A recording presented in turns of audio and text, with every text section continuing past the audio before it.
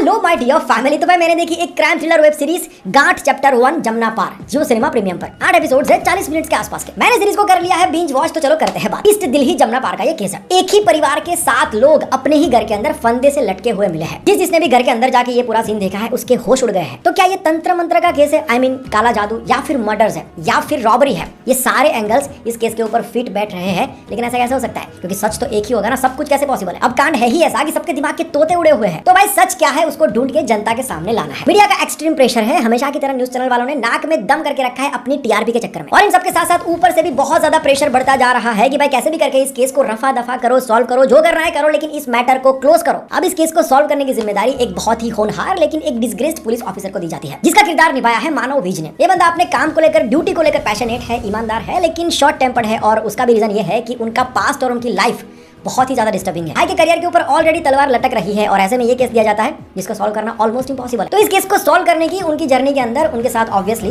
Delhi police तो है ही, लेकिन खास करके उनके साथ है एक यंग साइकियाट्रिक इंटर्न। और इस लड़की का भी पास्ट और लाइफ अंधेरे से भरा हुआ है। तो इस सीरीज के अंदर आपको देखना ये है कि इस केस को कैसे सॉल्व किया जाता है। सॉल्व होता भी है कि नहीं होता है, अगर नहीं होता है तो क्यों नहीं होता है, और होता है तो कैसे होता है, ये सारे जवाब आपको मिलेंगे सीरीज देखने के बाद। मुझे सीरीज अच्छी लगी, स्क्रीन प्ले टाइट है। मुझे ऐसे क्राइम ड्रामा शोज और मिस्ट्री से भरे हुए शोज देखना पसंद है। और इस सीरीज की खास बात यह है कि जैसे जैसे सीरीज आगे बढ़ती है केस सुलझता नहीं है, उल्टा उलझता जाता है। सीरीज में जब भी ऐसा फील होता है कि ओके अब सब कुछ क्लियर है, इसने ही किया होगा ये सब कुछ और ये पूरा कांड ऐसे हुआ होगा, तभी ऐसा ट्विस्ट आ जाता है कि वो पूरा एंगल ही गलत साबित हो जाता है। मुझे ऐसा लगता है कि ये पर्सपेक्टिव का केस है। आपको जितने भी एंगल सीरीज के अंदर दिखाए जाएंगे आपको सब में ऐसा लगेगा कि हाँ ये ऐसे ही सॉल्व होगा, ऐसा ही हुआ होगा। लेकिन आप जैसे ही दूसरे एंगल पर फोकस करोगे तो आप कंफ्यूज हो जाओगे कि एक मिनट ये सच है कि वो वाला एंगल सच है। अब जैसे मैंने पहले कहा कि सब कुछ तो सच नहीं हो सकता ना, क्योंकि सच तो एक ही है। तो सीरीज में ट्विस्ट एंड टर्न्स बढ़िया है, एंड तक पकड़ के रखती है। फिर इसके अंदर डार्क ह्यूमर भी है, स्कैरी मोमेंट्स भी है, प्रेजेंटेशन बढ़िया है। हाँ कुछ जगह पर ऐसा जरूर से फील होता है कि यार कहानी कहीं भटक तो नहीं रही है ना, क्योंकि एक साथ में बहुत कुछ हो रहा है, बहुत सारे किरदार एक साथ में नए ऐड हो रहे हैं, तो आपको बहुत ही ध्यान से देखना पड़ेगा। परफॉर्मेंस की बात करें तो सीरीज की कास्ट बहुत स्ट्रॉन्ग है। सभी एक्टर्स ने अपना अपना काम अप टू द मार्क किया है। कास्ट की बात करें तो मानव विज, मोनिका पंवार, सलोनी बत्रा, राजेश तेलंग, गोपाल दत्त, नावेद असलम, ये सीरीज की कास्ट है। अभी आपकी बारी। अगर आपने सीरीज को देख लिया है तो कमेंट्स करके बताओ कि आपको कैसी लगी। मिलता है नेक्स्ट वीडियो के अंदर। Bye, take care.